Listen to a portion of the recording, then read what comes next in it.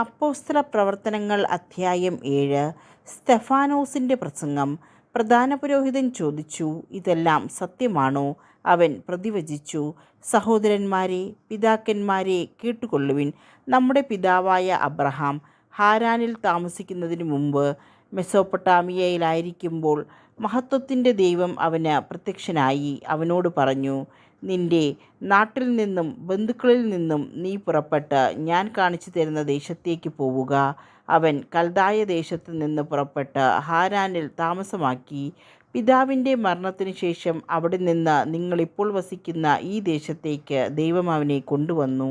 എങ്കിലും അവിടുന്ന് അവന് ഒരവകാശവും ഒരടി സ്ഥലം പോലും കൊടുത്തില്ല. എന്നാൽ ഈ ദേശം അവനും പിൻതലമുറയ്ക്കും അവകാശമായി നൽകുമെന്ന് അവന് സന്താനമില്ലാതിരിക്കുമ്പോൾ തന്നെ അവിടുന്ന് വാഗ്ദാനം ചെയ്തു.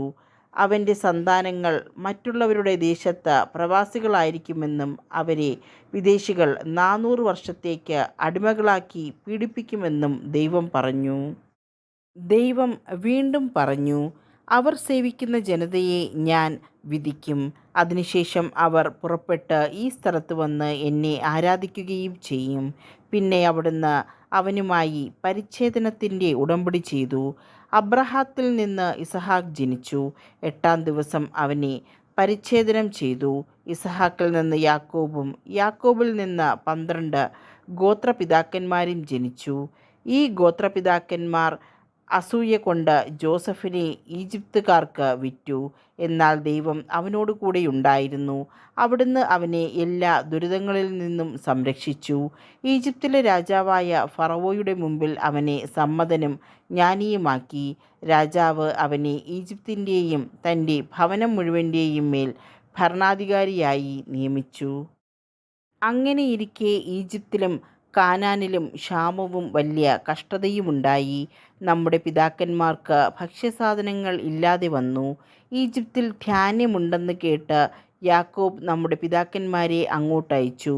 അവർ 2-ാം പ്രാവശ്യം ചെന്നപ്പോൾ ജോസഫ് സഹോദരന്മാർക്ക് തന്നെ വെളിപ്പെടുത്തി. ജോസഫിൻ്റെ കുടുംബത്തെക്കുറിച്ച് ഫറവോയും മനസ്സിലാക്കി. ജോസഫ് ആളയച്ച് പിതാവായ യാക്കോബിനെയും അവൻ്റെ എല്ലാ ബന്ധുക്കളെയും വരുത്തി. അവർ 75 പേരുണ്ടായിരുന്നു. യാക്കോബ് ഈജിപ്തിലേക്ക് പോയി. അവനും നമ്മുടെ പിതാക്കന്മാരും മരിച്ചു. അവരെ ശെക്കെമിലേക്ക് കൊണ്ടുവന്ന് കല്ലറയിൽ സംസ്കരിച്ചു.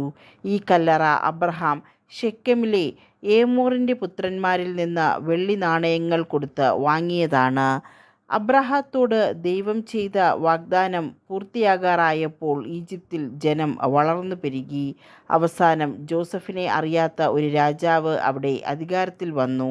അവൻ നമ്മുടെ വംശത്തെ വഞ്ചിച്ചുകൊണ്ട് പിതാക്കന്മാരോട് ക്രൂരമായി പെരുമാറി. ശിശുക്കൾ ജീവിക്കാതിരിക്കാൻ അവരെ പുറത്തെറിഞ്ഞ് കളയുന്നതിന് നിർബന്ധിച്ചു. ഈ കാലത്ത് മോശ ജനിച്ചു. അവൻ ദൈവത്തിന് പ്രിയങ്കരനായിരുന്നു. 3 മാസത്തോളം പിതൃഭവനത്തിൽ അവൻ വളർന്നു. പുറത്തെറിയപ്പെട്ട അവനെ ഫറവോയുടെ പുത്രിയെടുത്ത് സ്വന്തം മകനായി വളർത്തി. ഈജിപ്തുകാരുടെ എല്ലാ വിജ്ഞാനവും മോശ നേടി. വാക്കിലും പ്രവൃത്തിയിലും അവൻ കരുത്തനായിരുന്നു.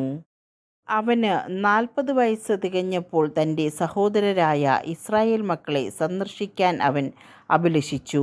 അവരിൽ ഒരാൾ ഉപദ്രവിക്കപ്പെടുന്നത് കണ്ട് അവൻ സഹായത്തിനെത്തി. ഈജിപ്തുകാരനെ അടിച്ചു വീഴ്ത്തി. ഉപദ്രവിക്കപ്പെട്ടവനു വേണ്ടി പ്രതികാരം ചെയ്യുകയും ചെയ്തു. ദൈവം അവരെ താൻ മുഖാന്തരം മോചിപ്പിക്കുമെന്ന് സഹോദരൻ മനസ്സിലാക്കുമെന്നാണ് അവൻ വിചാരിച്ചത്. എന്നാൽ അവർ അത് മനസ്സിലാക്കിയില്ല. അടുത്ത ദിവസം അവർ ശണ്ട കൂടിക്കൊണ്ടിരിക്കെ അവൻ അവരുടെ അടുത്ത് ചെല്ലാനിടയായി. അവരെ അനുരഞ്ജിപ്പിക്കാമെന്ന് വിചാരിച്ച് അവൻ പറഞ്ഞു, നിങ്ങൾ സഹോദരന്മാരാണ്, എന്തിന് പരസ്പരം ദ്രോഹിക്കുന്നു? അപ്പോൾ അയൽക്കാരനെ ഉപദ്രവിച്ചു കൊണ്ടിരുന്നവൻ മോശയെ തട്ടിമാറ്റിക്കൊണ്ട് പറഞ്ഞു, ഞങ്ങളുടെ മേൽ അധികാരിയും വിധികർത്താവുമായി നിന്നെ ആര് നിയമിച്ചു? ഇന്നലെ ഈജിപ്തുകാരനെ കൊന്നതുപോലെ എന്നെയും കൊല്ലാനാണോ നിന്റെ ഭാവം?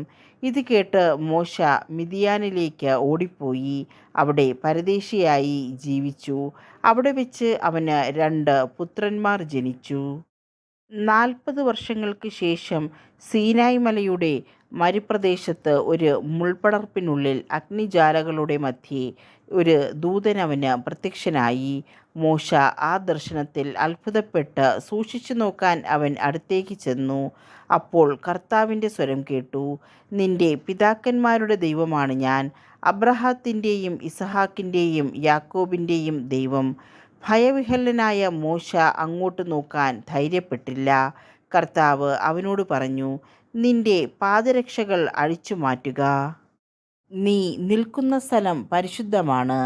ഈജിപ്തിൽ എൻ്റെ ജനം അനുഭവിക്കുന്ന പീഡനങ്ങൾ ഞാൻ വ്യക്തമായി കണ്ടു. അവരുടെ ദീനരോദനം ഞാൻ കേട്ടു.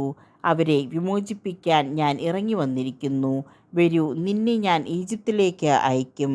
ഞങ്ങളുടെ മേൽ അധികാരിയും വിധികർത്താവുമായി നിന്നെ ആര് നിയമിച്ചു എന്ന് പറഞ്ഞ് അവർ നിരാകരിച്ച മോശയെ തന്നെ മുൾപ്പടർപ്പിൽ പ്രത്യക്ഷനായ ദൂതൻ വഴി ദൈവം അവരുടെ അധികാരിയും വിമോചകനുമാക്കി അയച്ചു.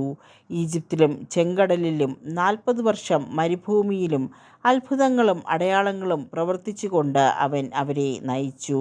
ദൈവം നിങ്ങളുടെ സഹോദരരിൽ നിന്ന് എന്നെപ്പോലെ ഒരു പ്രവാചകനെ നിങ്ങൾക്കായി ഉയർത്തുമെന്ന് ഇസ്രായേൽ മക്കളോട് പ്രഖ്യാപിച്ചത് ഈ മോശയാണ്. സീനായ് മലയിൽ വെച്ച് തന്നോട് സംസാരിച്ച ദൂതനോടും നമ്മുടെ പിതാക്കന്മാരോടും കൂടെ മരുഭൂമിയിലെ സംഘത്തിലായിരുന്നവനും നിങ്ങൾക്ക് നൽകാനായി ജീവവചസ്സുകൾ സ്വീകരിച്ചവനും ഇവനാണ്. നമ്മുടെ പിതാക്കന്മാർ അവനെ അനുസരിച്ചില്ല. അവർ അവനെ നിരാകരിക്കുകയും ഉള്ളുകൊണ്ട് ഈജിപ്തിലേക്ക് തിരിയുകയും ചെയ്തു. അവർ അഹ്റോനോട് ആവശ്യപ്പെട്ടു, ഞങ്ങളെ നയിക്കാൻ ദേവന്മാരെ നിർമ്മിച്ചു തരിക. ഞങ്ങളെ ഈജിപ്തിൽ നിന്ന് നയിച്ചു കൊണ്ടുവന്ന മോശയുണ്ടല്ലോ, അവന് എന്ത് സംഭവിച്ചുവെന്ന് അറിഞ്ഞുകൂടാ. അവർ ആ ദിവസങ്ങളിൽ ഒരു കാളക്കുട്ടിയെ നിർമ്മിച്ച് ആ വിഗ്രഹത്തിന് ബലിയർപ്പിച്ചു. സ്വന്തം കരവേലകളിൽ അവർ ആഹ്ലാദപ്രകടനം നടത്തി. ദൈവം അവരിൽ നിന്ന് മുഖം തിരിക്കുകയും ആകാശശക്തികളെ ആരാധിക്കാൻ അവരെ കൈവെടിയുകയും ചെയ്തു. പ്രവാചകന്മാരുടെ പുസ്തകത്തിൽ ഇപ്രകാരം രേഖപ്പെടുത്തിയിരിക്കുന്നു, ഇസ്രായേൽ ഭവനമേ, 40 വർഷം മരുഭൂമിയിൽ നിങ്ങൾ എനിക്ക് ബലിമൃഗങ്ങളെ നൽകുകയോ ബലികളർപ്പിക്കുകയോ ചെയ്തിട്ടുണ്ടോ? ആരാധിക്കാനായി നിങ്ങൾ നിർമ്മിച്ച ബിംബങ്ങളായ മൊളോക്കിൻ്റെ കൂടാരവും റോഫാദേവൻ്റെ നക്ഷത്രവും നിങ്ങൾ ചുമന്നുകൊണ്ട് നടന്നു. ബാബിലോണിനും അപ്പുറത്തേക്ക് നിങ്ങളെ ഞാൻ നാട് കടത്തും. മരുഭൂമിയിൽ നമ്മുടെ പിതാക്കന്മാർക്ക് ഒരു സാക്ഷ്യകൂടാരമുണ്ടായിരുന്നു. മോശ കണ്ട മാതൃകയിൽ നിർമ്മിക്കണമെന്ന് ദൈവം അവനോട് കൽപ്പിച്ചതനുസരിച്ച് തീർത്ത കൂടാരം. തങ്ങളുടെ മുമ്പിൽ നിന്ന് ദൈവം ബഹിഷ്കരിച്ച വിജാതീയരുടെ ഭൂമിയിലേക്ക് നമ്മുടെ പിതാക്കന്മാർ ജ്വേഷയുമൊത്ത് പ്രവേശിച്ചപ്പോൾ അത് കൂടെ കൊണ്ടുപോന്നു.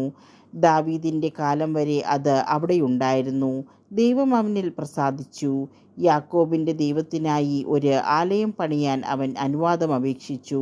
എങ്കിലും സോളമനാണ് അവിടുത്തേക്ക് ആലയം പണിയിച്ചത്. എന്നാൽ കരങ്ങളാൽ നിർമ്മിതമായ ഭവനങ്ങളിൽ അത്യുന്നതൻ വസിക്കുന്നില്ല. പ്രവാചകൻ ഇപ്രകാരം പറയുന്നു, സ്വർഗം എൻ്റെ സിംഹാസനം, ഭൂമി എൻ്റെ പാദപീഠവും. കർത്താവ് അരുളി ചെയ്യുന്നു, ഏത് തരം ഭവനം നിങ്ങൾ എനിക്ക് വേണ്ടി നിർമ്മിക്കും? ഏതാണ് എൻ്റെ വിശ്രമസ്ഥലം? ഇവയെല്ലാം എൻ്റെ കരവേലകൾ തന്നെയല്ലേ? മർക്കടമുഷ്ടിക്കാരെ, ഹൃദയത്തിലും കാതുകളിലും അപരിചിതരെതിരെ നിങ്ങൾ എല്ലായ്പ്പോഴും പരിശുദ്ധാത്മാവിനോട് മല്ലടിക്കുന്നു. നിങ്ങളുടെ പിതാക്കന്മാരെ പോലെ തന്നെയാണ് നിങ്ങളും. ഏത് പ്രവാചകനുണ്ട് നിങ്ങളുടെ പിതാക്കന്മാർ പീഡിപ്പിക്കാത്തതായി? നീതിമാനായവൻ്റെ ആഗമനം മുൻകൂട്ടി അറിയിച്ചവരെ അവർ കൊലപ്പെടുത്തി. നിങ്ങൾ അവനെ ഒറ്റിക്കൊടുക്കുകയും വധിക്കുകയും ചെയ്തു. നിങ്ങൾക്ക് ദേവദൂതന്മാരിലൂടെ നിയമം ലഭിച്ചു, എങ്കിലും നിങ്ങൾ അത് പാലിച്ചില്ല. സ്തെഫാനോസിനെ വധിക്കുന്നു. അവർ ഇത് കേട്ടപ്പോൾ അവൻ്റെ നേരെ കോപാക്രാന്തരായി പല്ല് കടിച്ചു. എന്നാൽ അവൻ പരിശുദ്ധാത്മാവിനാൽ നിറഞ്ഞ് സ്വർഗത്തിലേക്ക് നോക്കി ദൈവത്തിൻ്റെ മഹത്വം ദർശിച്ചു. ദൈവത്തിൻ്റെ വലത്തുഭാഗത്ത് യേശു നിൽക്കുന്നതും കണ്ടു. അവൻ പറഞ്ഞു, ഇതാ സ്വർഗം തുറന്നിരിക്കുന്നതും മനുഷ്യപുത്രൻ ദൈവത്തിൻ്റെ വലത്തുഭാഗത്ത് നിൽക്കുന്നതും ഞാൻ കാണുന്നു. അവർ ഉച്ചത്തിൽ ആക്രോശിച്ചുകൊണ്ട് ചെവി പൊത്തുകയും അവൻ്റെ നേരെ ഒന്നാകെ പാഞ്ഞടുക്കുകയും ചെയ്തു. അവർ അവനെ നഗരത്തിന് പുറത്താക്കി കല്ലെറിഞ്ഞു. സാക്ഷികൾ തങ്ങളുടെ വസ്ത്രങ്ങൾ സാവൂൾ എന്ന ഒരു യുവാവിൻ്റെ കാൽക്കൽ അഴിച്ചുവെച്ചു. അനന്തരം അവർ സ്തെഫാനോസിനെ കല്ലെറിഞ്ഞു. അപ്പോൾ അവൻ പ്രാർത്ഥിച്ചു, കർത്താവായ യേശുവേ, എൻ്റെ ആത്മാവിനെ കൈക്കൊള്ളണമേ. അവൻ മുട്ടുകുത്തി വലിയ സ്വരത്തിൽ അപേക്ഷിച്ചു, കർത്താവേ, ഈ പാപം അവരുടെ മേൽ ആരോപിക്കരുത്. ഇത് പറഞ്ഞ് അവൻ മരണനിദ്ര പ്രാപിച്ചു.